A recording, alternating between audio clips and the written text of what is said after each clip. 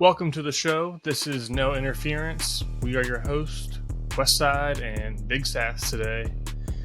We are coming off a little bit of a break, so we're just going to jump right into it because there's a decent amount of news to cover. First things first, Jalen Hurts got paid. 5 years, $255 million, and the guarantee, of course, is not loading.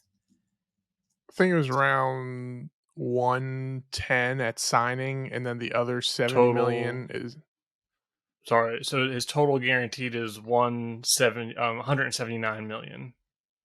Yeah, and I think it was broken down to where I think like the first a lot of it, like over 100 million, was like, I guess it's broken down through the first year when they say at signing, Mm-hmm. and then the rest of it, I guess, is over the next like few years. But I don't know, Harry Roseman, Best GM of it's football. almost. Yeah, it's almost like who else is there to argue with? Who else would be in competition for best GM? I mean, cap management alone, Eagles always seem to get whatever players. Eagles always seem to get whatever players they want. And then when I look at like the available cap, it's like all the top rated teams are all like, less than 10 or negative. And you see Eagles are like $40 million in cap space. And I'm always just like, how is this happening? It was a topic all year, and really since Carson Wentz left and we had him on that terrible contract, well, turned out to be a terrible contract, was, how are they going to sign players? It's what I thought too, and what I read and what I heard on, you know, radio channels or YouTube videos, people talking about the Eagles, and they just always seem to be able to restructure guys that are already there. Which obviously, that's not all Howie Roseman. That's the player being willing to, restructure their contract, and usually that's to push money back. And sometimes they might not even get that money, or maybe they turn it into guarantees or bonuses. That's the kind of stuff where you need like a cap pro, because I still don't understand all of that stuff, like what goes against, because I know some stuff doesn't go against the cap, some stuff does, but that doesn't matter. Overall, I think I said this to you the other day. I really could have cared less what Jalen Hurts' contract looked like, because he's just the guy you want to lead your team on the field. And from the owner, Jeffrey Lurie's perspective, who at the end of the day, it's his business that he owns. Who else would you want to be the face of the business? Like, Jalen Hurts says all the right things. He apparently is the first guy in, the last guy out. So you want that from a football and just a leadership perspective. So I could have cared less if they gave him like 250 million guaranteed, like they just pretty much did what the Browns did with Sean Watson. I could have cared less. Mm-hmm. It's nice that they got this deal done. It seems team friendly while also getting Jalen Hurts what he deserves. And also, it seems like it's more of a 3-year deal, because I think after, I guess it's the first 4 years, the cap hit is like not even 10 million, and then it's like 10 million, then 13 million, then the fourth year it's like 30 million. I think the cap hit for like year 5 or 4 or whatever it is like really high, like ridiculous. So yeah. I guess that's that's money they'll be able to move back. And I'm sure by year 4 of this contract, depending on how his career goes, which I'm assuming will be good, they're going to be talking about an extension by then, and then you just move that money back, give him more guaranteed money. I think that's just the way it's going to go. Yeah, so if you look at the average annual value, which is, honestly, it's in the NFL these days, it's just a made-up number. But his average annual value is $51 million, which is the highest in NFL history. He's third in guaranteed money. But if you look at his cap hit, for 2023, his cap hit is $6.15 million. It's chump change. 2024, his cap hit is $13.5 million. less than the Ravens are giving Odell Beckham this year. 2025, his cap hit is 21.7 million, and then 2026 is 31.7 million. And then, like you said, his fifth year, I think it's higher. But honestly, if he plays well going into 2025, all the Eagles are going to do is they're going to extend him, restructure it, give him a fat signing bonus, keep his cap hit as low as possible, backload it, and I'm sure he's going to be just okay with that. Like, that's what the Patriots did with Tom Brady for 20 years. Yeah, I saw an article today. I didn't read it, but somebody was comparing what Jalen Hurts is doing. They said Tom Brady. I wanted to read it, but I didn't get a chance to. But I don't know if is that the structure of most contracts nowadays for these? I would really have to look in depth to like Russell Wilson's contract, Aaron Rodgers' contract, Kyler Murray's, and all these other top tier contract guys. Not their play really, but where they're getting all this guaranteed money up front. The contract looks really good. I think it's for Jalen Hurts, it's awesome to be like, yeah, according to his contract and what the numbers are, he is, like you said, the highest paid player of all time per year average or whatever it is, 51, which is going to be like, let's be honest, it's going to Joe Burrow or whoever is going to go over that in a month or weeks whenever they get signed, or Justin Herbert, or not Lamar Jackson, but Trevor Lawrence. Well, is he up for? I've seen his name pop up a few times, but he wouldn't be until next year at the Next earliest, year or is the probably the year after. Next year because is he the has the earliest fifth they can. year. After the third year, or during your third year, it's either during your third year or after your third year is when you're eligible for extensions. Because that's when the Bills did Josh Allen's third year. Yeah. So I don't know. It seems like a good team deal. Like I said, it seems like a good deal for Jalen Hurts and recognition for the work he's put in. Great story now. All the doubters, and even I last year, I texted you guys many times. Like, I was unsure. I was like, do I want us to take a chance with Jalen Hurts and see what he can do? Russell Wilson's out there. I liked Russell Wilson. I didn't think he was going to have such a bad year with the Broncos. Even though Deshaun Watson had his stuff going on, it's still, with like the football perspective, you're tempted when you're a team that needs a quarterback. You're like, you can use a guy like that. But that's why I'm not running the team. And that's why they were unsure too. But, Jalen Hurts is the guy. And I'm just happy he's signed. So that's not even going to be a conversation this year. I just hope he stays healthy, and it's just all good. And the Because biggest this is how I felt thing, after Carson Wentz too. Knock on wood. well, the biggest thing is the way this A little different. contract is set up. The Eagles have 2 years of extreme cap flexibility. I'm pretty sure if you look, I can't remember the exact stats, so I might be messing it up, but I think next year for cap hit, he's like 12th in the league for quarterbacks. Like his cap hit. Yeah. Well, what did you say a couple of minutes ago? What is it for next year's cap hit's like not even 10 million? Mm-mm. Yeah, I mean, if the comparison I've been seeing lately is how much Daniel Jones is going to be making in his cap hit the next 2 years, and it's Yeah, like Daniel Jones double is what like, Jalen Hurts is going to be. yeah, it's like So it is you have an double. MVP runner up, Super Bowl winner runner up. No, what? I've never heard that Super Bowl winner runner up. Yeah, I don't know.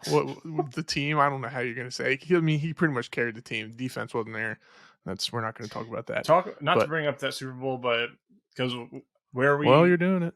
well, listen, where we live, My all the talk scars have been opened. all the talk is about Lamar Jackson. And all you would be surprised. I don't think you listen to the local channels as much as I do. Not anymore. So many We people have are. Bluetooth and the ability to listen to stuff on our phone. I'm not going to Oh, subject myself to 105.7 The Fan, listen. Okay, listen. I listen to who has a podcasts. ex-police commissioner talking about stuff. Is he still there? Yeah, I like I probably 105.7 The shouldn't say Fan. that. I like 105.7 The Fan. I like their a lot, like a couple of their I liked shows. it too. But yes, you're right. With technology, back when I had the Durango, like I was 24/7 105.7 The Fan. But I still like it. I listen to the first thing in the morning. It's a good listen on Is the way that to what you work. listen to every day? Yeah, You gotta upgrade. I like it. I mean, I know the There's so show. many more. I like the shows in the morning. I like the shows on the way home from work. I know after work they're going to talk about the O's, my full 30-minute car ride home, and in the morning they're going to talk a lot about just a little bit of everything. But anywho, pretty much everyone calling was like, "Oh, this is great for Lamar Jackson because he's definitely going to get a bigger deal than Jalen Hurts." And then every time the host would be like, "Jalen Hurts went to the Super Bowl," and they'd go, "Well, he blew it for him with his fumble." And then I mean, like it was a costly mistake, but come on now. and they would be like, and then they were like, they were just saying that like they're just nonstop talking about how Lamar is like God and Jalen Hurts is chump change, and I'm just like, you're just so delusional. You're an idiot. You're an idiot. You're an idiot.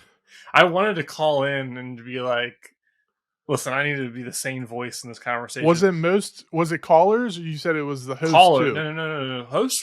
The hosts were like normal, sane people. All the callers are like, oh, yeah, Lamar Jackson's like this proves him right. He deserves way more than Jalen Hurts and all this crap. And I'm just like, people just don't get it. So this must not be updated. What are you looking for? I just pulled up the 2024 quarterback cap hit rankings, Mm-hmm. but they must have not have Jalen Hurts Well, his cap hits updated. 13 million, so just add that in Fair there. enough. So 13 million cap hit next year, he would be 19th after Jordan Love, Tua Tagovailoa, Jimmy Garoppolo, Kirk Cousins, Justin Herbert, Joe Burrow, Geno Smith, Jared Goff, Russell Wilson, Derek Carr, Aaron Rodgers, Daniel Jones, Mahomes, Allen, Stafford, Murray, Prescott, Watson. Yeah, the I would just not to harp on this, but the Cowboys completely blew their shot because they extended Dak. He had 2 years without a crazy cap hit for them to do something, and they got bounced by the Niners. What happened to the Cowboys this year? They went off against Tampa Bay in the wild card round, and then they lost to The Niners again? no, we beat the Niners. Oh, yeah. It was the Niners. Yeah, because we played the Niners in the NFC Yeah. Championship. So the Cowboys had 2 years without Dak being a burden. Got Yeah. bounced. Remember at the end of the game, the last play of Oh their season was yeah. Zeke Snapped the snapping the ball. ball. Yeah. Well, now Dak's contract is really Idiots. hitting, and it's part of the reason why they had to like have some cuts and whatnot. And so the Cowboys are going to be hurting, especially with Micah Parsons coming up for contract. Yeah, so Dak's cap hit next year is 59.5 million. Then 2025, 25 million, and then 2026, 11 million. But he doesn't have a base salary for those years. So I'm not sure if that's like, because his contract was 4 years, which he signed in 2021, I guess. Mm-hmm. And next year will be the fourth year. Or no. This year is the fourth year. So this year his salary cap is 27 million.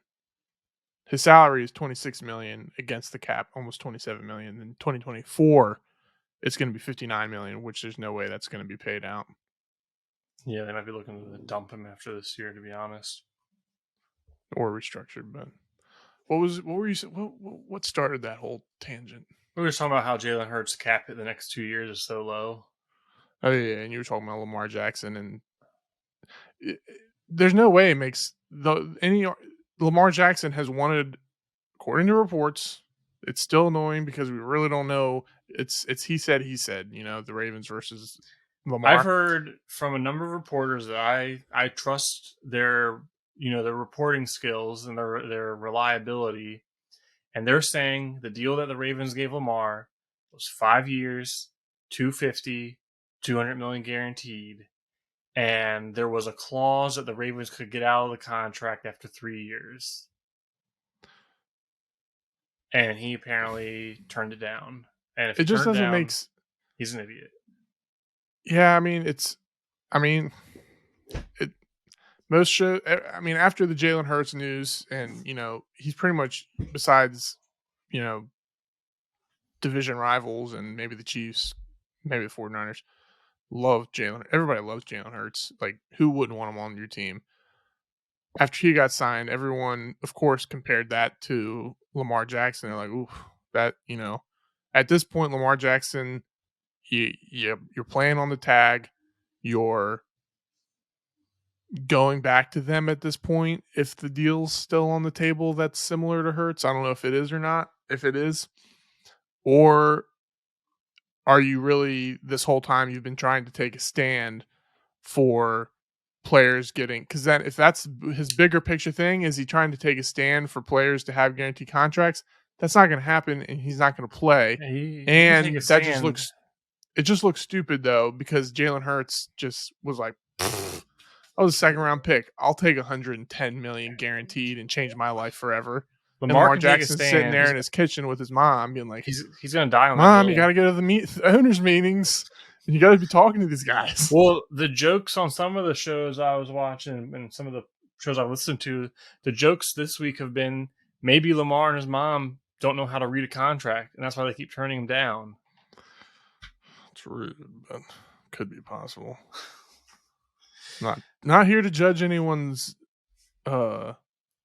intelligence. Well, I mean, what I'm average pretty person? Like, I don't think. I mean, if said, you gave me if I was the Ravens, and well, that's really sinister. Well, But I've said my dream job would be to be an NFL GM. But don't you dare put a contract in front of me. Well, yeah, I was gonna say, like, I mean, if I sat down at a table that was for my life and it's gonna change my life and the amount of money, because when you do get down to it, $100 million is huge. That's huge. That's a lot of money. Like, if somebody says I can or I do deserve 200 million, why would I want to take 100 million?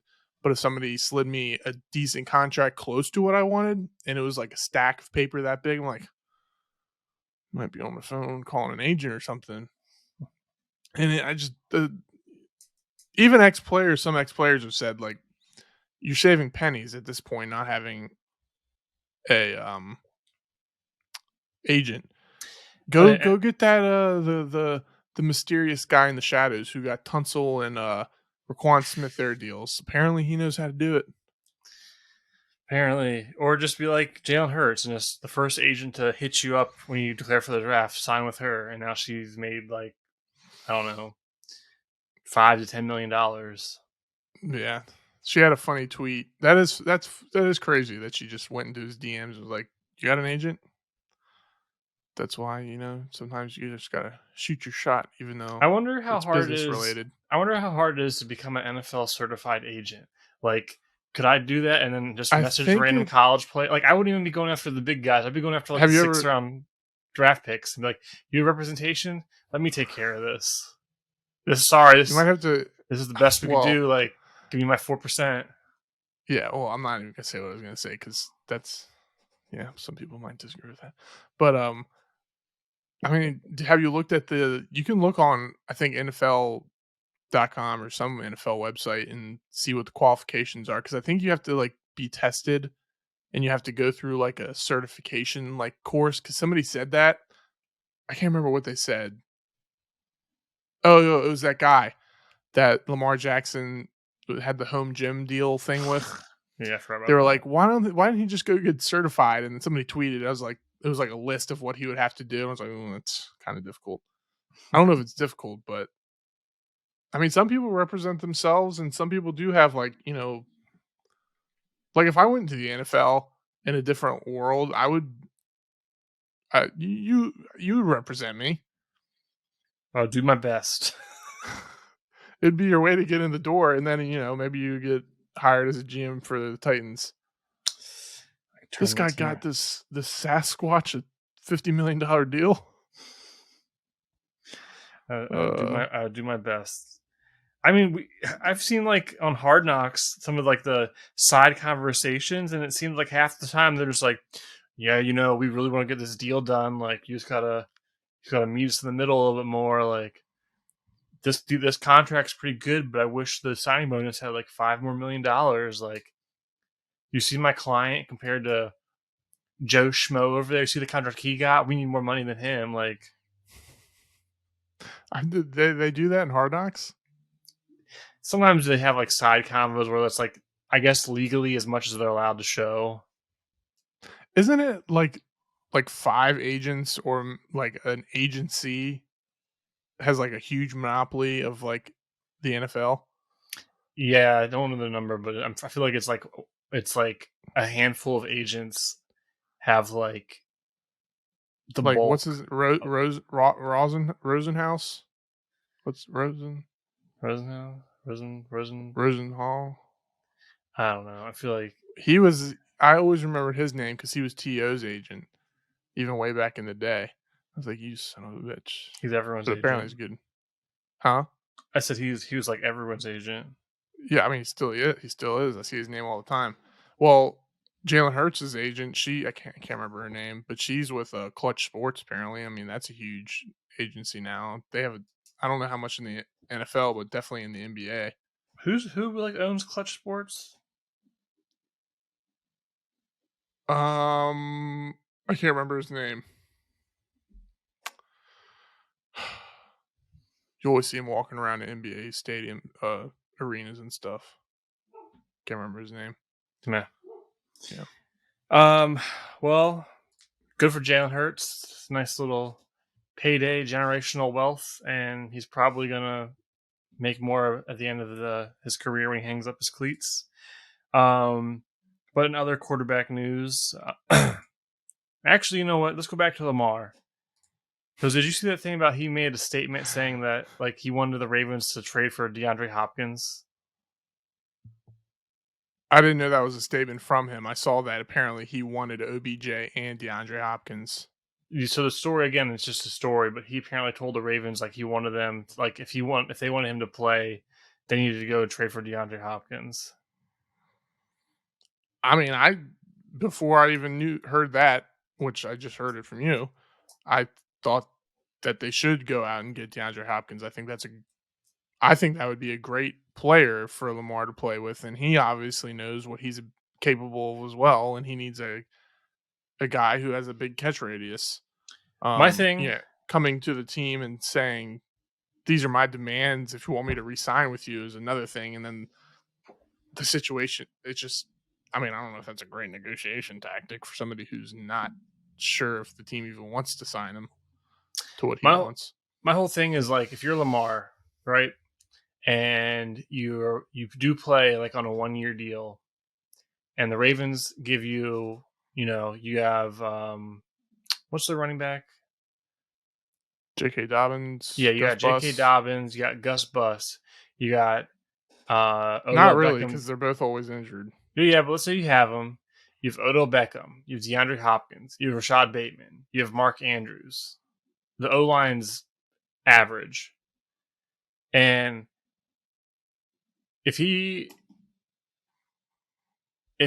has a subpar year, has another year of like no playoff success, possibly gets hurt again, you're done. Like your days of negotiating for a top contract are over. Lamar? Yeah. Yeah.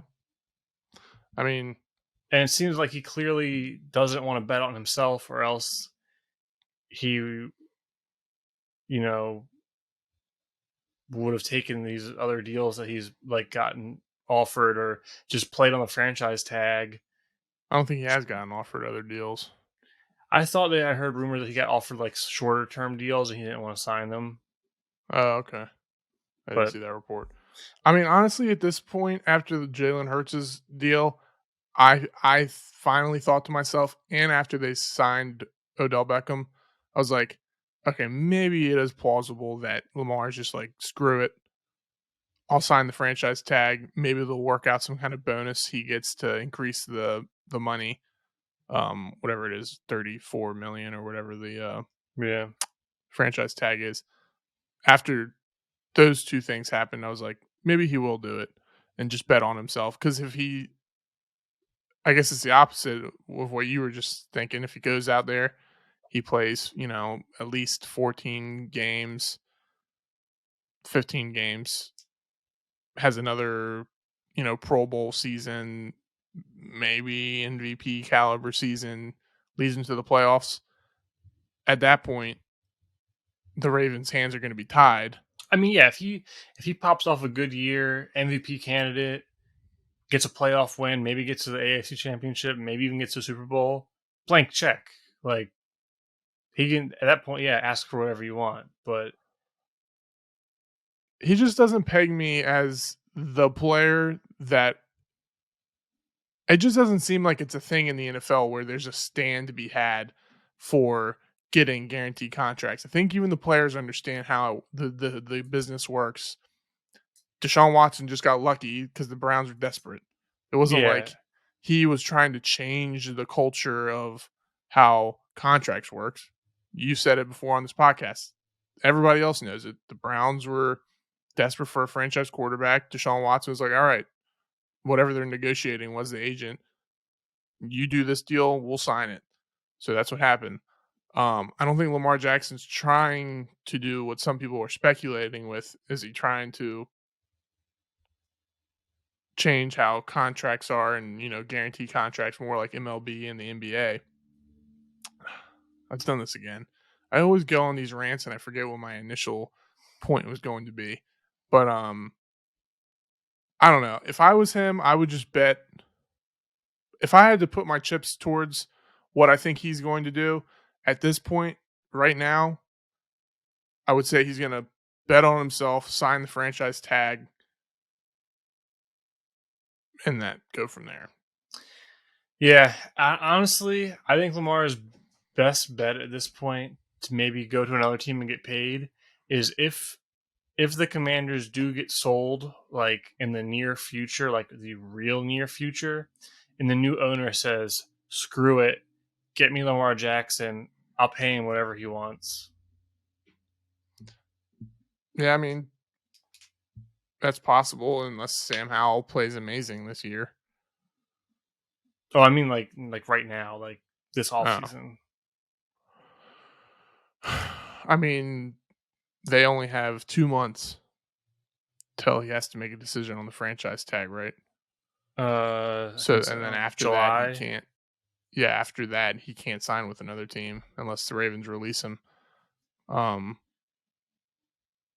I just think Lamar try to get as much money as he can, do the franchise tag, play this year, play every game, avoid injury, and then you can go negotiate with the Ravens again. And if they want to tag you to the non-exclusive tag again, then I'm sure another team will sign you at that point. But everybody can hang their hat on. He's been injured the last 2 years.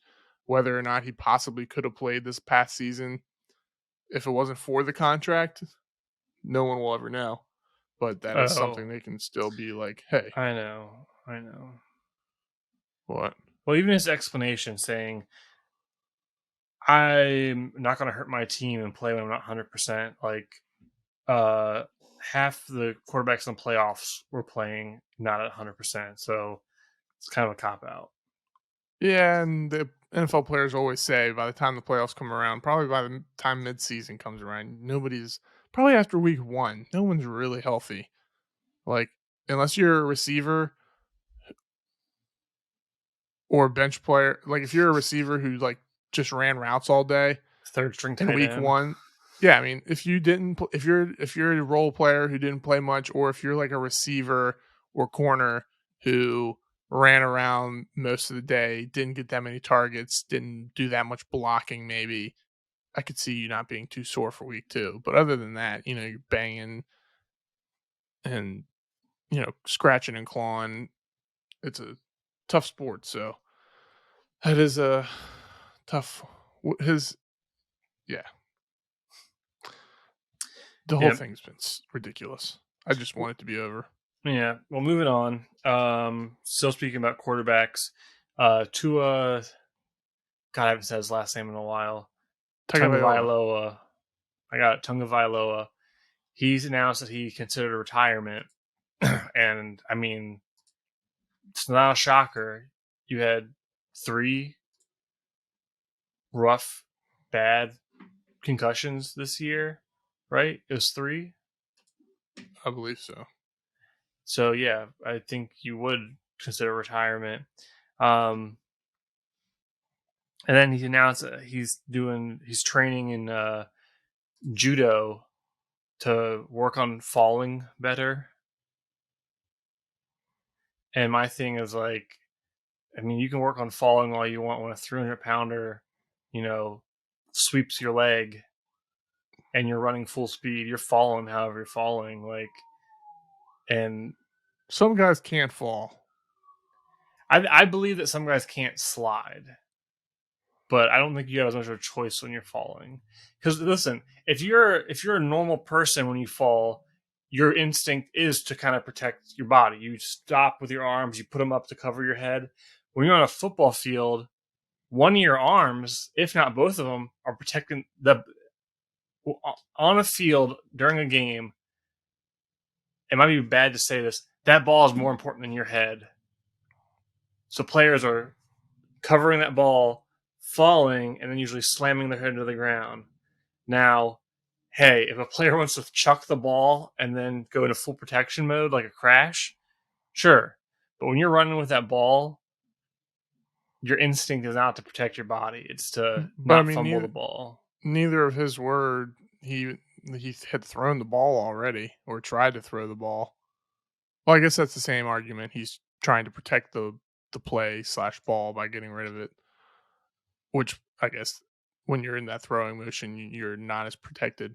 And both, I think, every time he got like whipped, like hip whipped, where they like the defender rolled and like whipped him on the back of his head. So with all that force, and these guys are so strong. Um, was the report that the NFL was going to? Was that one of the rules we discussed? That they were going to like make that tackle. It wasn't the whip. It was the tackle from behind where your legs get rolled up. Okay. I swore they said they were going to try to do something for these quarterback hits that were causing concussions, but it was like how? I mean, then you can't really tackle them at all. Yeah. Um, I I don't know. I mean, it's hard.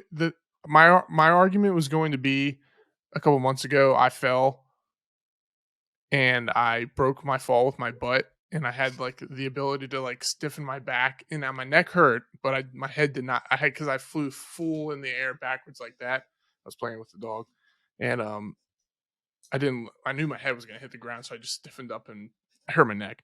But when you have a helmet on, I've never ran around with a football helmet on. I'm sure it's heavy, and that's less space, and you're getting flung down by a 300-pound man. Um, it's just unlucky. Some guys are more likely to suffer from concussions in general from hitting their head, and then he's getting smashed into the field, and the one against Cincinnati was a really bad concussion. Um, I mean, you got guys like Luke Kuechly. He pretty sure he retired because of concussions, right? He I had think that you're one right. really bad. I don't know if he for sure did, but he had that one really bad concussion where he just looked sad when he was getting taken off the field. The Like he just had a 49ers, worried. 49ers linebacker, what was his name? Chris Borland. Remember his rookie year? He was like had Yeah, like an amazing year after his rookie. He had his amazing rookie year. It was a rookie or second year, and then he was just like, "Yeah, I'm retiring." yeah, yeah. I mean, Um, linebacker too. You're running into to stuff the run all the time, getting in with the big boys. I'm glad Tua is coming back to play, but I don't think anybody Like, if he gets a concussion next year, God forbid, I hope he doesn't. I wouldn't blame him or be shocked if he retires, and this isn't really I don't think anybody would be shocked to hear. Yeah, I mean, he almost got he did get shut down for the year, and they had to play whoever sucked in well, it was actually a pretty good game against the Bills in the playoffs. Who did they play? I can't remember that quarterback's name. I know his name, but I know the quarterback. But I can't draw a blank on his name. Yeah, but Skylar Thompson. Thompson, yeah. Oh, yeah. Because McDaniel was probably giving him, like yeah, the play calling was terrible because it took him forever to get the plays off into the huddle and all that. That was a disaster. It's funny, but disaster. But yeah, to hope he plays. If he does retire because of more concussions or what he already has, I wouldn't blame him or be surprised. Glad he's not though, as of now, because he looked good last year, and he's close to a decent payday if he does finish next year healthy. Yeah, maybe you just suck it up for one more year, get the payday, and I'm not saying get the payday and walk, but get the payday, and it's like, all right, if I can just play for 2 more years and get that $100 million, like $50 million guaranteed. I'm retiring. I'm sure that's somewhere in the contracts where it says like you can't do that. But could you imagine you though? walk down the hallway. Why is he going to the? Why is he going to HR? He's given his pink slip to retire. That would be an interesting story. In elsewhere in the league, the ongoing uh sale of the Washington Commanders. The story that came out a few days ago was that former Duke basketball player Brian Davis had made a bid for $7 billion, which would be the largest bid for the team.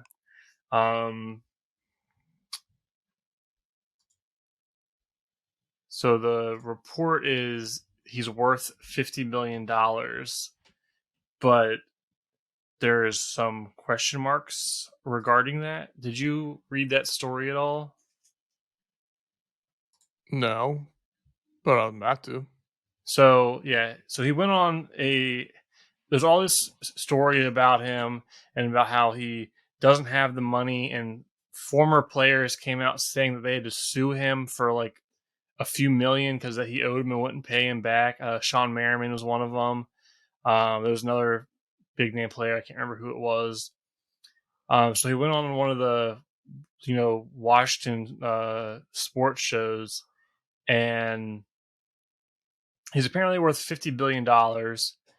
Couldn't really explain where his money came from, and there's rumor that it's like Saudi Arabia money. But then on the radio show, he said it's white people's money. I don't think they care whose money it is. They just need to know where it's coming from because it's kind of shady. And a guy all of a sudden drops a $7 billion bid for a team and can't tell you where the money comes from. Then he dropped the news that he wants to consider changing the name like back to the Redskins. And then he also said that he wants to keep them where they're at when the bulk of the Washington fan base wants the team to move back to Washington. And he was talking about, keeping the stadium where it is. And I think he mentioned Dan Snyder's old dream of building a moat around the stadium. And he said that he wanted to do that too. And it's just like, of course, of all teams, the Commanders are the one that having shisty individuals putting in bids.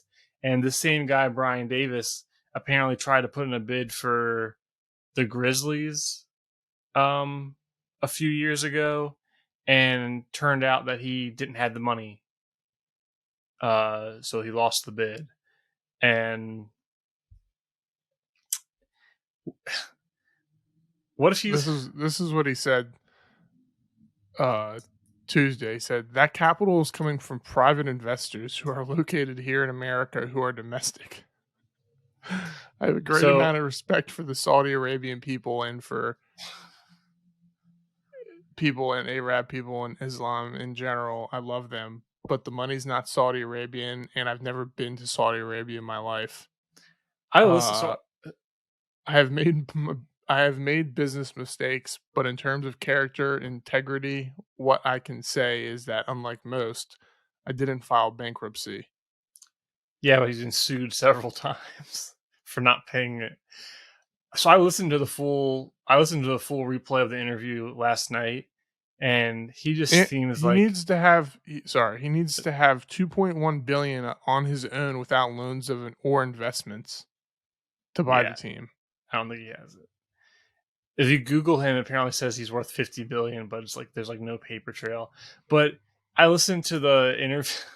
I listened to the interview on replay yesterday, and he just seems like a guy in like a dark alley that's like, "Hey, come here! I get look at these watches I got." Like, um, watch it be a front just for Dan Snyder to repurchase the team and just have this guy be like a puppet owner.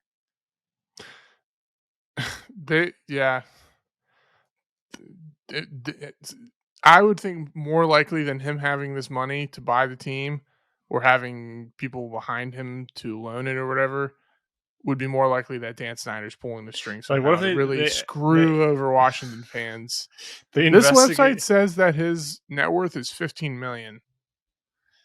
I don't know I on don't the know rate. how I don't know if well, it I don't was. know what's real. I thought one of the guys on the radio said that if you like look him up, it says 50 billion, but it's like there's no like story to it. It would be funny though if like the NFL investigated it and his like I don't know his like he has some offshore account that's linked to like some random like unknown corporation that Dan Snyder owns. It's just like unlimited funds. It's It's just shiesty. such a weird story. I mean, Josh Harris already has his bid in, right? Which they apparently already agreed to like last week. Yeah, it's like 6 billion. 6.2 or something. Yeah. And I mean, he owns the team. Yeah. The only thing that would make sense if it's Dan Snyder doing like doing something sketchy. That whole Well, it's story the is just fact weird that he though. was like, I want to keep the team where it's at, and I want to, it's like he was saying that he wants to follow Dan Snyder's plan with rebuilding the stadium, and I'm just like, what? Dan Snyder didn't want to rebuild the stadium unless he had the people of Washington, DC pay for it because I'm pretty sure they were going to allow him to build a stadium down by the Inner Harbor, but he had to pay for it, Yeah, which I'm like, come on, dude. But I mean, good if riddance. you got the real deep pockets like Jerry Jones, you can do it. Yeah, yeah, that guy's sketchy too. But yeah, it's just a weird story, and I'm be interested to see how it ends. Yeah, I just Hopefully, heard about this. They were talking about on the show I was listening to on the way home today. Um, but I forgot about it until you mentioned it. It's just I would love to hear RJ's take on this. business as usual. Business Being as a usual. Washington fan, business as usual. And you said it, not me. All right, so let's get to the meat and potatoes. NFL draft is next Thursday. Is the start of the NFL draft. Let's talk about some of these quarterbacks in the draft. Um, it's not the greatest quarterback draft class of all time, but it's definitely better than last year, in my opinion. And right now, there's some debate depending on who you talk to, but excuse me, I think the consensus top rated quarterback is none other than Bryce Young out of Alabama. Um, I mean, just if you look at the numbers alone, like it's hard. It's not. It's not hard to see why. His first year as a starter in 2021, he had a 66.9 completion percentage. He threw for almost 5,000 yards, 47 touchdowns, to 7 interceptions. Also averaged basically 9 yards an attempt.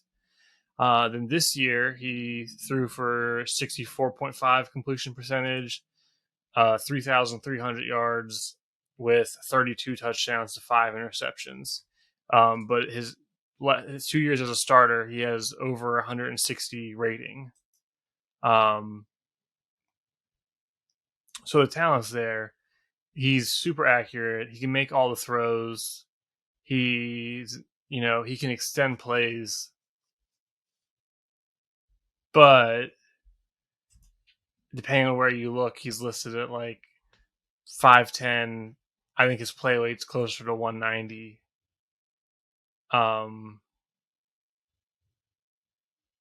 That's not ideal at all for a quarterback in the NFL.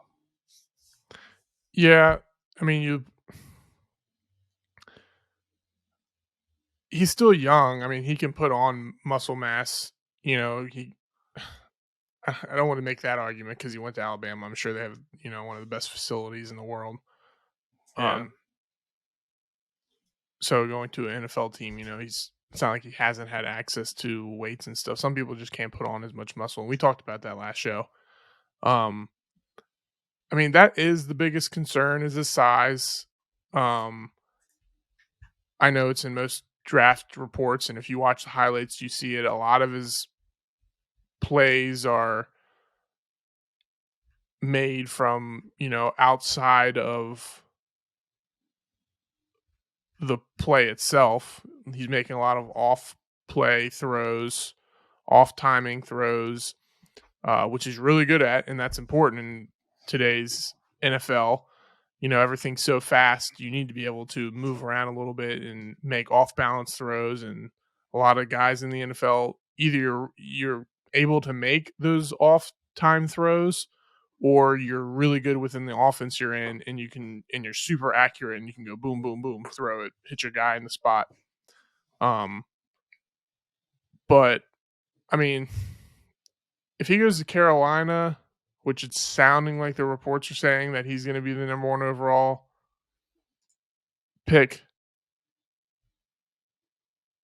I don't think Carolina's the worst team. They obviously traded up to number 1, so they weren't the number 1 pick. They've had a lot of quarterback issues the last couple of years, but they did just trade DJ Moore. I don't even know off the top of my head the other receivers they have. They traded Christian McCaffrey last year. Now, if they still had Christian McCaffrey, DJ Moore, their defense is solid. They still have Brian Burns and who's that corner they have? Dante Jackson. They have Jeremy. Who's a safety? Chin. They have players. I mean, their receiving core is not bad. They had DJ Chark, Adam Thielen, Laviska, Chenault. Okay, that's not bad. And they also signed Miles Sanders. I just remembered that. He played good for my Eagles last year. So it's definitely, I would say, a better position for him to go into than to go to like Houston Texans. I mean, they have Laramie Tunsil, but I'm like, that's only one spot. Here's my thing. Call me old school, but if Bryce Young was 6'3", 220, I would say, without a doubt, rush to the podium, first overall pick. He would probably be one of the better quarterback prospects of all time. Ever. Probably. But here's my thing. One, he's playing for Alabama. So 99% of the time, he has by far the best team on the field. Granted, this past year might be one of the lesser receiving cores Alabama had. But like you said last week, or last episode, last show, he had by far the most time in the pocket of any quarterback in college last year. So he's still getting protected, and he was only deep sacked. Dropbacks too. Yeah, he takes those deep dropbacks, which in the NFL, if you do that, speed rush all day, you're He's getting gonna have to sacked. play out of the shotgun. Like the Eagles, Jalen Hurts, he's not that. Jalen Hurts is like 6'1", 6'2", and the Eagles almost primarily play out of the shotgun. I don't see how you don't do that with Bryce Young. Yeah, He's going to be and able to need then to see the field. it's not even the height. Like, yeah, it doesn't matter if he is closer to 5'10" and 6 foot. My thing is just his build. Like people are saying, Drew Brees. Drew Brees was 6 foot, but he was pretty thick. He had a lot more body mass to him. Bryce Young looks very frail, and compare him to Kyler Murray. I know Kyler Murray runs around a little more and puts himself in danger, but Kyler Murray is a small quarterback, and even Kyler Murray, if you look at him, is a lot bulkier build than Bryce Young, and Kyler Murray just has proven that he cannot hold up.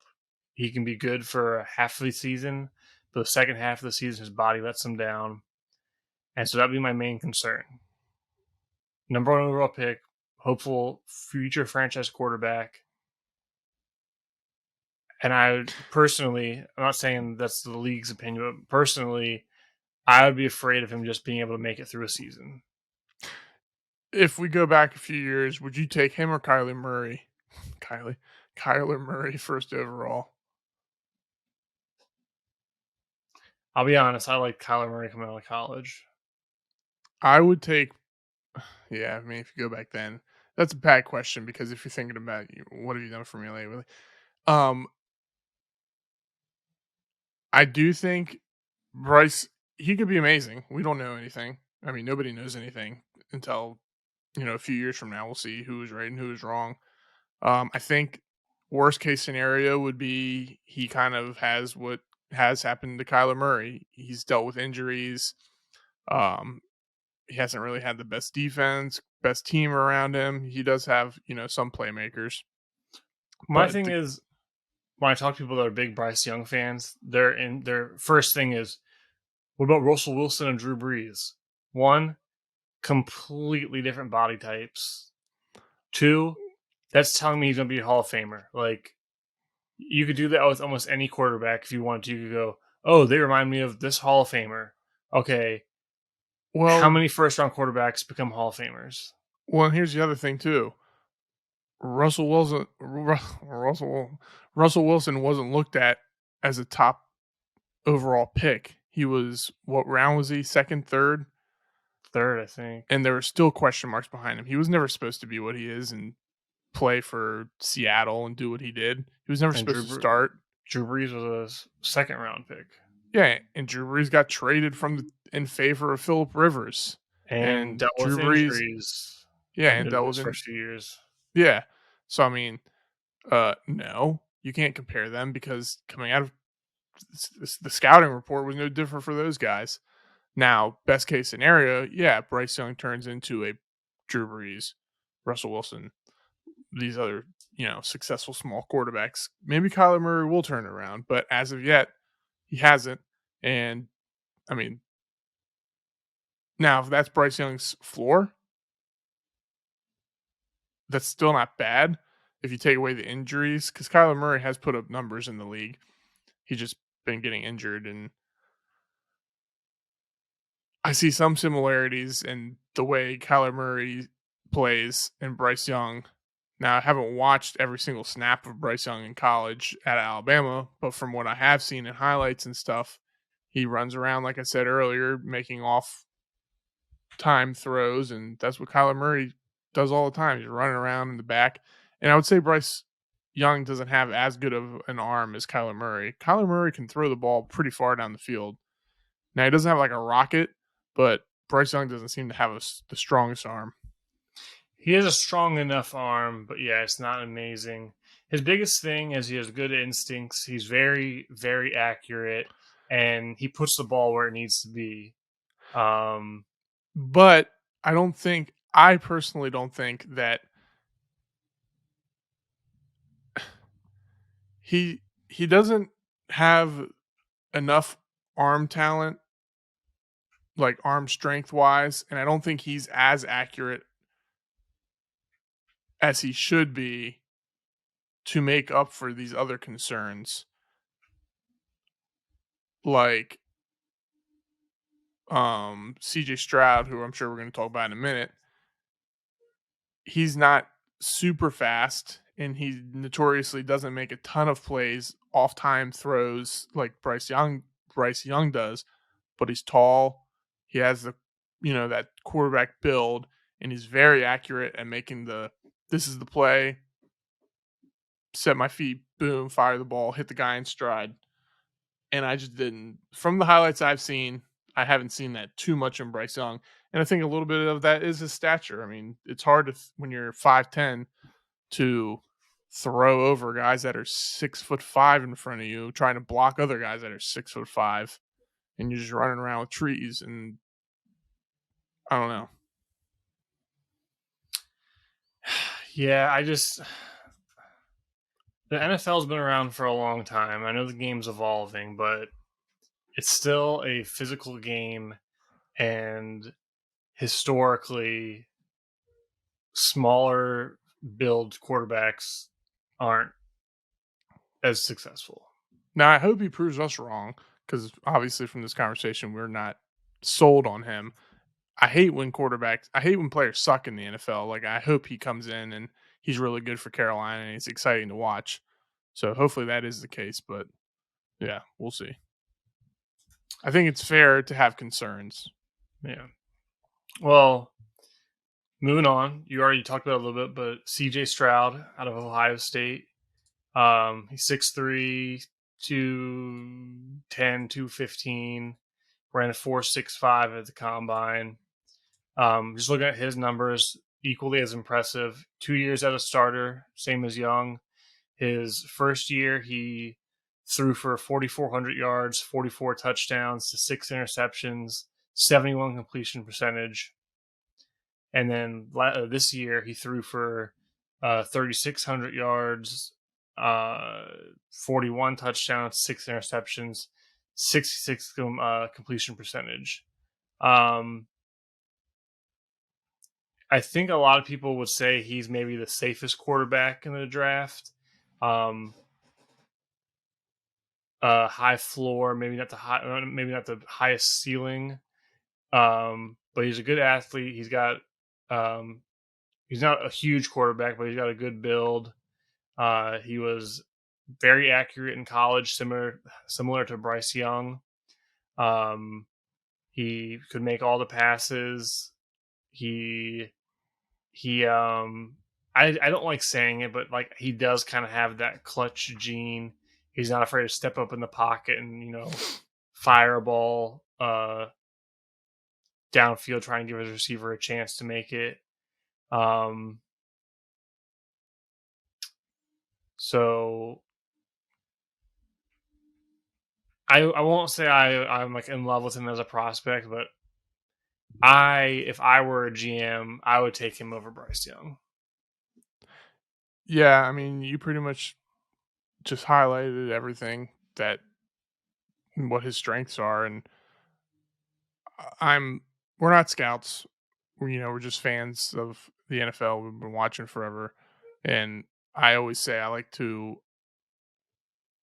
you can read all the scouting reports you want, but I like to be able to look at a guy playing on the field and what I see and what I think just looks right. Some guys just look right and some guys don't. CJ Stroud just looks right. Like he looks like he has good technique. He moves I know the slight on him is he doesn't look as athletic as he should be and can't make those off-time throws like Bryce Young can, but he looks like he can navigate the pocket fairly well. Maybe not run out to the left or bootleg to the right or whatever when the pass rush crushes down on him, but in a step up in the pocket, slide to the left, slide to the right, boom, hit a guy in stride. Do you want a guy who can come out in the play action? Like if he gets matched up with a really good run team. I could see him. I don't know what they primarily ran out of Idaho State. I don't know how many offenses do run out of under center compared to shotgun. Not But a lot. yeah, but I think he could do it. He looks like he has the footwork to be able to do it. He has a high release point. He looks like he can throw really good outside the numbers, good deep balls, good intermediate routes. To me, he just looks like everything you'd want out of a quarterback, aside from maybe of course, if you could have the perfect quarterback, Michael Vick with like Peyton Manning's arm. But that's never gonna happen. Yeah, but I think with Stroud, he's accurate enough. He's as big as you need to be. He's he he's definitely an NFL caliber athlete, but he mainly, like you said, he moves around in the pocket. I think he plays well within he plays well within his scheme. He moves to buy time to make that throw. He's not rolling out of the pocket scrambling for a ton of yards or anything. And I think he throws a pretty ball. Like, again, he doesn't have a cannon, but he has a good arm. Like, he mhm. he puts the ball where it needs to be, gets there on time, and he gives the receivers a very good chance downfield. Yeah, it almost reminds me of like the way the ball looked from him is like Jalen Hurts. Jalen Hurts doesn't have the strongest arm, um, but I said it throughout the season. I just never felt like when he threw the ball, it looked like it was going. It just always seemed like it was going to hit the receiver right where it needed to be, right in the hands, right in the breadbasket. Back corner throw, um, a slant route, an out route, a deep ball. It just always seemed like it was in stride, and that's kind of how I feel with CJ Stroud. Um, I see a CJ, little. go ahead. Sorry, go ahead. I see a little Jared Goff. That's not a bad comparison. I think Jared Goff had a little bit different of. I think he'll be better than Jared Goff. Jared Goff has. I don't know how to I explain mean, what I'm saying because Jared Goff has been successful in the NFL, obviously. if he's better than Jared Goff, then like yeah, if he's gonna be better than Jared Goff, then he would be like lock top 3 pick. Yeah, I think Jared Goff probably has a little bit weaker of an arm, and Jared Goff to me doesn't See, always look as strong or comfortable in the pocket. I Sean think Jared McVay ran Goff's a lot of stuff for him to play to his ability. I think Stroud can play in a bunch of different offenses. I think Jared Goff's arm is underrated, and he's bigger than what people think, and he's a better athlete than what people think. Um, your hope would be if you're taking a quarterback top 3, top 5 that they're a top 10 quarterback. But Jared Goff, I mean, more often than not, he's a Pro Bowl or flirting with the Pro Bowl type quarterback. And sure, he got kicked to the curb and Matt Stafford led his team to a Super Bowl, but you could argue that when healthy with a supporting cast, Matthew Stafford is a top 5 quarterback. So, Sure. but yeah, I like CJ Stroud. I'm still like, if I was a quarterback needy team, we'll get to it right now. But anything else you want to say on CJ Stroud? No, I like him. I mean, if I was Carolina, I would take him, but I don't run NFL teams, and I'm usually wrong. So the next quarterback, and this isn't like really any particular order, like because depending on where you look, it's all over the place. But Anthony Richardson, out of Florida, 6'4", 244, ran a 4.43, basically broke the combine with his athletic profile. He was a 2-year starter at Florida. Well, I lied. He was a 1-year starter. He barely Um, played. yeah, I was looking at someone else's numbers when I pulled it up. He started for 1 year, threw for 2,500 yards, 17 touchdowns, 9 picks, 53 completion percentage, rushed for another 650 and 9 touchdowns. But with him, it's you're looking at what he could be. He's a huge quarterback with a rocket arm. He's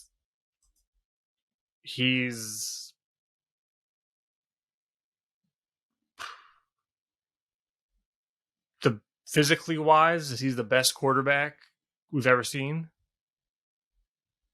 Yeah, I mean, I was gonna say if he wasn't, my argument was gonna be if he wasn't a mix of Michael Vick and Cam Newton athletically, he wouldn't be sniffing the first round.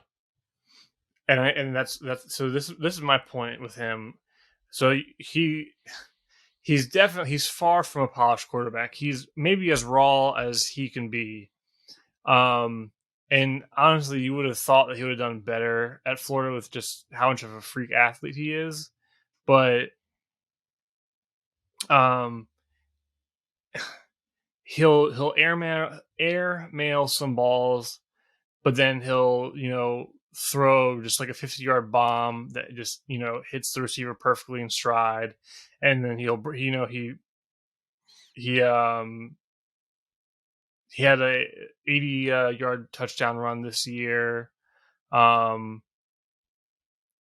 He's definitely getting overdrafted. But this is my thing.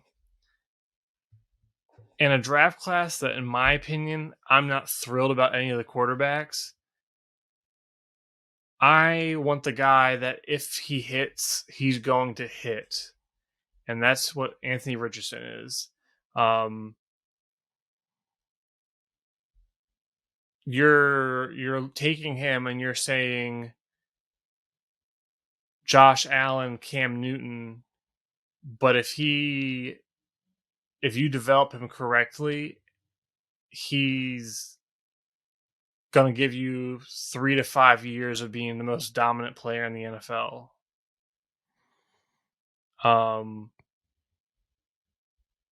Think RG3 in Cam Newton's body. I don't know if I want to touch that. I'm not saying injury wise, but like, I mean, RG3 before he got hurt, he was making, splash plays left and right. His whole thing was option play actions, and he was just bombarding teams downfield. And if you gave him the edge, he was taking off, and usually he was outrunning your defense. He was a better thrower coming out than Anthony Richardson and Cam Newton, I would say. Oh yeah, I said RG3 if he didn't get hurt would have been a top 5 lock quarterback for. I liked RG3. I was really big on RG3 coming out of Baylor, but like if you're one of these teams, maybe not if you're like the Panthers or the Texans, but if you're one of these quarterback needy teams sitting there, maybe end of the top 10, middle of the first round, maybe he falls. If he falls like out of the first round, I guarantee you, or to the end of the first round, I guarantee you someone's calling Andy Reid for that last pick of the first round saying, hey, we'll give you, I don't know, we'll give you our second and I don't know, next year's third or whatever to sneak up into the end of the first round to draft him. And at that point, if he ends up being a bust, like it's understandable. But like I said, if he hits, he's gonna hit. Maybe not. Here's my thing. Let's say you're an NFL GM. Pick a team in the top 10. What's your plan with him if you draft him? Sitting at least a year. Don't like it. Waste. Draft Mahomes had a year. Aaron Rodgers had 3 years. Yeah, but okay. What about this? What about this argument? All right. Let's say after 2 years, your coaching staff goes, he sucked. He'll never be a quarterback in the league. Patrick Mahomes, got drafted by a really smart coach and team that was already a playoff team that jumped up to get him. Now, if a team like the some team in the 20s or something, or the low teens or the high teens jump up like top 15 to get him, then maybe. What about this argument? And this is this I was is going to say if I'm drafting him with a high pick in the top 10, which he's been projected to go to a lot, I'm just building my team around him right from the get, and I'm making the offense as simple as possible and utilizing his athleticism immediately and getting him like he'll have like 20 rushing touchdowns his first year, and maybe not that much, well, but why not? Why couldn't you use him like the Panthers used Cam Newton? or And the Eagles use Jalen Hurts. okay, what about this? What about He's this? not as accurate. He's not accurate enough to play in that kind of offense. But I would literally just yeah. I mean, I would just, I don't know. I was just, I think there for something that could be good, I'd be afraid to take him and miss. Okay, here's my never gonna happen, but it could happen. There's only 31 first round picks this year. Chiefs are at 31. The Rams call the Chiefs. Let's get your 31st overall pick. They draft Anthony Richardson.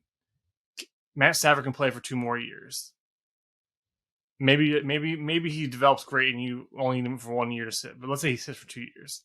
During those 2 years that he's sitting, he's with one of the top offensive minds in football, learning an offense which half the league copied. And while he's developing, you have a 10 touchdown, basically power back playing for you on goal line and fourth down, fourth and short. So you're saying use him as like a utility guy his first year? Yeah, and The then Rams are going to suck. no, but by the time by the time they've sold, they're in full rebuild. He's developed now, and he's your face of the franchise superstar that you They have draft no for him draft now. picks. Well, eventually they're gonna have draft They ain't going picks. to have no team. But my last thing though, let's say after year 2 or 3, you go, this guy's done. He can't play quarterback. You have a 6'4", 245-pound freak athlete. Put him at friggin' tight end and let him potentially dominate at tight end for the rest of his career. And then you can say, we drafted with a first round pick a stud tight end. Could work. Like, it's crazy, but it's not You know crazy. what I would do? I would draft him if I was the Detroit Lions. They have two I, first. I can see that. They have 2 first rounders. They have what you want. They have Jared Goff. He doesn't have to play right away if he doesn't have to. I think they're a good enough team to, on offense at least, to play him right now if they wanted to. And they have the 18th overall pick, so they can add another good player, hopefully on defense. I think best case would be if Detroit picks, the best defensive player they can at 6, and then Richardson falls outside of the top 10, and then Detroit jumps up to try and snag him. I would love that if I was a Detroit fan. I just I'm my just thing not with sold on. I'm not sold on Anthony. I'm not sold on Anthony Richardson enough to where I'd feel comfortable drafting him with such a high pick, and then not even using him his first year and just putting him to the side. And his number one ability is his athleticism. So you're gonna let that no, nice you're not. Lamborghini you just bought You're, sit in the garage. you're not letting cigarette. He's trained to become a better quarterback for the first 2 years, but while he's doing that, he's also the best utility weapon in the league. Maybe. Running read options, doing power plays up the running quarterback powers. get the ball in his hands in space and let him do his My thing. problem, I think running that offense is fine, but running as a gadget offense, you're limiting him because anytime he comes in, they know exactly what he's going to run. They probably only have 10 plays for him. If he's Well, running okay, every single play throughout the season, yeah, I mean, I would do a lot of running and a lot of options and not hard throws and not hard reads, but at least he's out there for every single what play. about Taysom Hill? Everyone knows what's happening when he's He's out in the field, and Yeah, but he makes like 2 plays a year. he makes more than that. He gets like 10 touchdowns. 5. I made more plays with him in one game of Madden than he has in his career. But I'm not saying that's the worst case scenario with Anthony Richardson is you have a weapon that in the right mind, maybe like an evil genius mind like myself, he's still gonna make plays for you. It's not like some quarterbacks where you go, he sucks, we wasted this, he can't be anything for us at all. See ya. He's too big and too athletic. Yeah, I mean, I see what you're saying. I just don't think it's going to happen. It's just, I mean, it's not the best. It's still this, like I said, this draft class is better than last year's, but it's still like not crazy. But let's get moving on. The next of the big five, we'll say, is Will Levis out of Kentucky, 6'4", 230, ran a 4.7. Let's look at his numbers. He transferred to Kentucky from Penn State in 2021. Had a really good year, 2,800 yards, 24 touchdowns, 13 interceptions, 66 completion percentage, and got his name on a lot of people's lists. This year wasn't as good. Threw for 2,400 yards, 19 touchdowns, 10 interceptions, 65 completion percentage. I'm not a fan. I've been really upset that the Titans are linked to him, but let's break down. He's one of those quarterbacks like Zach Wilson that, he looks good. Like he looks like like a movie star quarterback. Like if Hollywood was going to, make a huge movie that needed a quarterback, he can make the throws. He throws too many interceptions for my taste. I think he struggles to read defenses at times. What you like about him is he does have a big arm. He's kind of tough. He'll make scrappy runs when he needs to, but I'm definitely not touching. I'm not touching him with the top 10 pick, and that's all the reports are. The teams are going to trade up into the top 5 to get him. He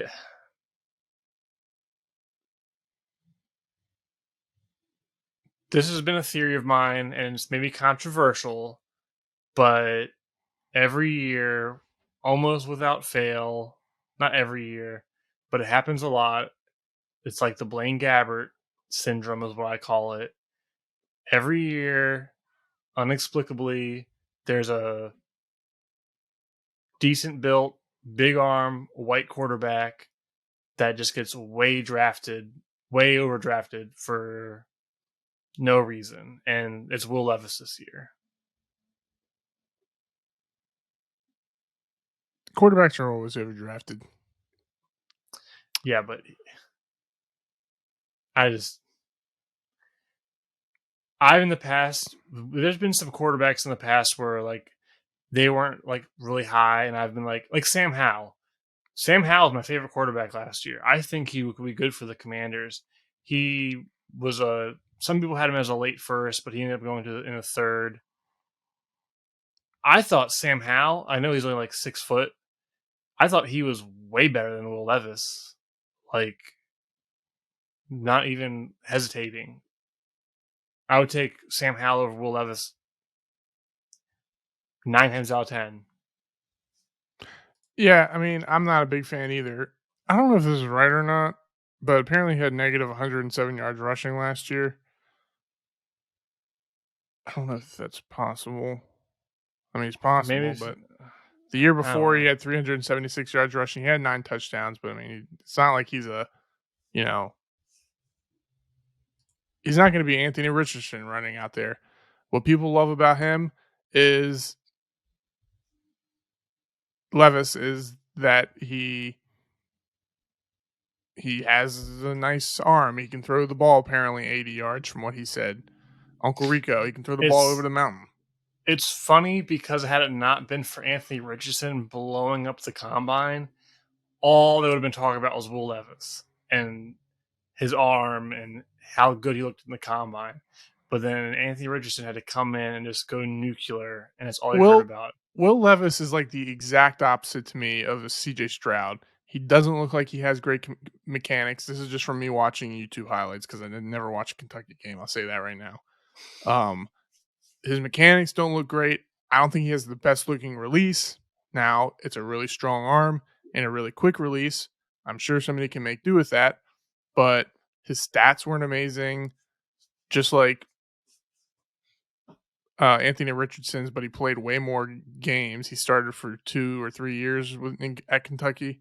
2 years. Um, I don't know.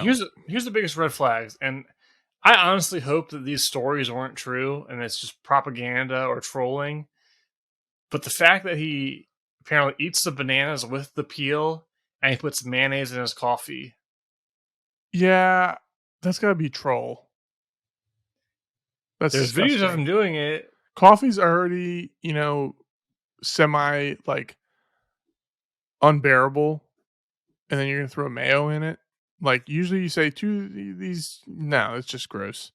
Okay, if you were a GM and you brought him in for a visit and you're like, "Hey, you want some coffee, cream and sugar?" and he goes, "Just a dollop of mayonnaise," you would say, "Get the hell out of my office!" Rip his name off the draft board so fast and just throw that in the trash. Yeah, that's if that's real, that just it doesn't make sense to me. And the banana peel thing's weird too. I'm not a big fan of bananas either At way. least with I don't know the nutrition of bananas, but maybe the peel has more nutrients. I know I don't one think thing it's about bananas: potassium. yeah, I don't know. Maybe you could argue that even the peel you get more nutrients. I don't think that's correct, but that That's at the least same. What do they say with apples? That's what your parents say when you're younger. The skin's got most of the I don't think that's nutrients, true. which I don't know if it's true. I've never looked into it. But the mayonnaise in the coffee, that's He probably that's sticks his like bananas and the peel in mayo too. That's probably what he eats for breakfast, like a donut and coffee. He eats banana peel, dips it in his coffee with the mayo. How do you even like stir mayo into coffee? Like it's it's so yeah, cold and it's thick. I just see blobs of mayo yeah. spinning I in your just think coffee. about Like like what do you like protein shakes mayo with chunks in your coffee? I'm gonna That's throw up. disgusting. Yeah, he's off my draft board now He's a, after this discussion. he's a bust. Yeah, but I mean overall, I mean to me, he's just what's the difference between him and Anthony Richardson? He has more film than Anthony Richardson. He's not as fast. He's athletic. He's 6'4", 230 pounds, and he's yoked. Whether what he's eating is another conversation. Hey, Brady But Quinn was a big guy and he was yoked too, and look at him. yeah, I mean, yeah, you got Brady Quinns and you got Cam Newtons who had success in the NFL. Cam Newton's still jacked. Um, you know, Will Levis has a huge arm, a quick release. I think he's a player that in the right system with the right coach I think he is a player that would be good drafted later on and had time to sit. Now, my argument with Anthony Richardson was I just think if you're going to draft him so high, you just got to play him and use his athleticism with what it is. Levis doesn't have that same ability to go out there and run a power rush offense and score 10 plus touchdowns in the NFL. I don't think he does unless he's getting a ton of QB sneaks, which I don't even know if he's good at. But yeah, I mean, you said the Zach Wilson comparison, which I don't know how accurate that is, but strong arm, everybody fell in love with it. Could be similar. Not that athletic. He's a lot bigger than Zach Wilson, but I mean, I could see that comparison. And That's My what thing happens is, with these guys. These teams fall in love with their ability, and then they get drafted high to like a crappy team. The Jets turned out to be good, but not last year. yeah, I mean, only time will tell. But let's go over the last of the big five. Hendon Hooker out of Tennessee, 6'3", 217. He has kind of bounced around. He was at Virginia Tech. He had 2 years at Virginia Tech where he threw for basically 1,500 yards, 13 touchdowns to 2 interceptions, and then 1,300 yards with 9 touchdowns to 5 interceptions. Then he transferred to Tennessee. Last year for Tennessee, 2 years ago, 2021, he threw for 2,900 yards, 31 touchdowns to three interceptions, completed 68% of his passes. Then last year, he before injury threw for 3,100 yards, 27 touchdowns, only 2 interceptions, and almost basically 70 completion percentage. Now he's coming off an ACL tear, so that's already going to hurt him. But he looked really good last year. He had some really good games against Florida and LSU. He played really, really well against Alabama. Beat Alabama. He, he has size. He has an NFL arm. It's not going to be an elite arm, but he has an NFL arm. He's athletic enough. The biggest concern with him is that Tennessee's offense just was a quarterback's dream. And a lot of times, if you look at the tape, he is throwing to. If you look at almost all of his highlights, he's throwing to a wide open receiver. But Yeah, I'm not a huge. You can finish. I was just gonna say that's part of your job as a quarterback to find the open receiver. So I don't the I'm sure there's evidence behind, certain offenses not producing great NFL quarterbacks and, prototypical offenses producing good quarterbacks. But I've just been, you know, this is what I know is that Carson Wentz played in North Dakota State. They have a prototypical NFL offense. He ran out of that, so he's successful in that. Trey Lance did the same thing. He was successful with that. Carson Wentz didn't really look that great besides 1 year, 2 years maybe, even though he played in that typical offense, and Trey Lance hasn't really been able to show anything because of injuries. But my point is, I don't really care as much about that. You know what kind of offense you're in, because like you said, yeah, the guys were wide open, but he still has, pass rushers coming down on him, the pocket moving. I watched his highlights too. I really like what I saw. He moves around the pocket. He has athleticism. He might not be super elusive, but he can gain. If you leave 20 yards, 30 yards, or 50 yards open, he can take the lane and run with it, assuming his ACL is going to be healthy. do you know what a good comp? This just came to me. I actually hadn't even thought about it. A good comp for Hendon Hooker is. Who? Got any guesses? It's a current starting NFL quarterback. Geno Smith. Yeah, Yeah, came I out was. of a came out of a prolific offense. Maybe didn't have the right fit to start his career, but the tools are all there. Like, Yeah, he was thrusted into a starting job with the New York Jets, who were garbage back then. I think I was jaw busted by his own teammate. Yeah, I was gonna say, if I'm the Seattle Seahawks, I have the 5th overall pick and the 20th overall pick. I might take him with the 20th overall pick. Let him sit behind Geno Smith. He is recovering from an ACL. Hooker is, so he needs the time. And Geno Smith played really well for Seattle last year. He signed that 3-year deal, right? Yeah. So I think that would be good for him to sit behind. And like you said, Geno Smith played in the West Virginia offense, which was kind of similar to Tennessee's, right? Mm, Real spread, a lot. yeah, it was a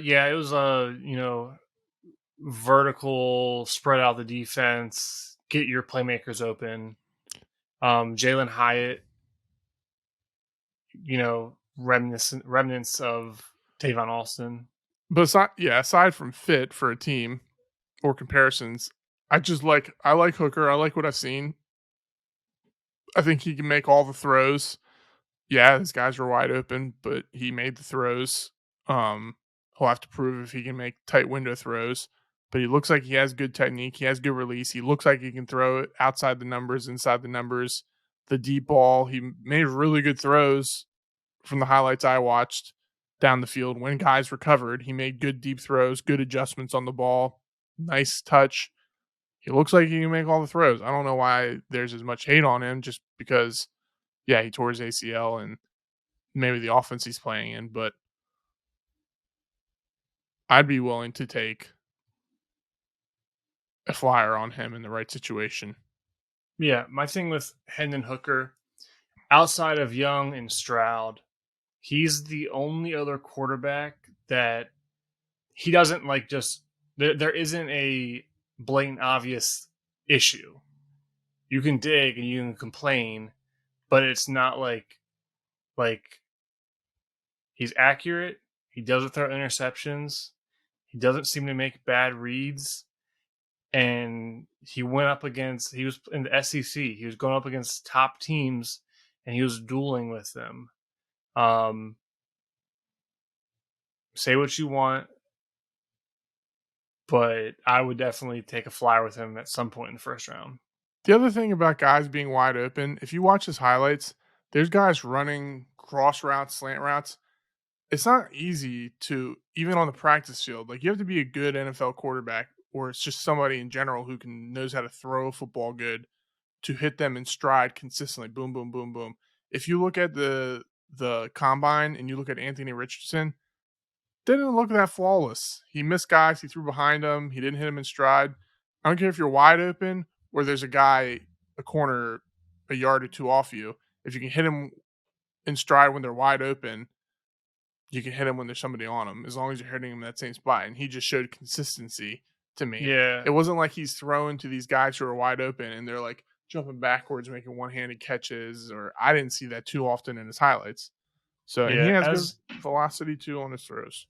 As the not most sure-handed wide receiver in the world, there's a big difference between someone hitting you in the hands in stride and someone throwing the ball, right at you or slightly off. And Hendon Hooker, similar to CJ Stroud, I think he just throws a really good-looking ball, and he puts it right where he needs to give his receivers a chance to make a play. Yep. And he also has a built-in excuse to sit out a year, which I think more often than not, a rookie quarterback would benefit from that. Yep. I agree. Mm-hmm. There's a few other quarterbacks, but no one else is really going to be in play to go in the first round. And I think we've kind of used up our time. Oh my God. He's reports now that he's not going to get drafted, and I completely understand that. My father built this country. He didn't say that, but that's how I took it. Yeah. But anything else you wanted to discuss today? Nope. Looking forward to the draft. I'm happy Jalen Hurts is signed. So that's going to do it for the show today. Hope you enjoyed it. If you did, subscribe, share, drop a comment if there's a quarterback you like or you think we don't know what we're talking about, which is what I usually say on this. Where you can watch us on YouTube or listen to us on Spotify. Follow us on social media at The NI Show. We're on Instagram and Twitter. And Apple Podcasts now as well, too. I always forget about that one. And then be on the lookout, because before the draft, we're going to put out the no interference mock draft for our first round. We're going to see how that goes. It'll be interesting to see where some players fall. But as usual, thanks for all the listeners and viewers. We do appreciate it. And that'll do it for today. So adios. See ya.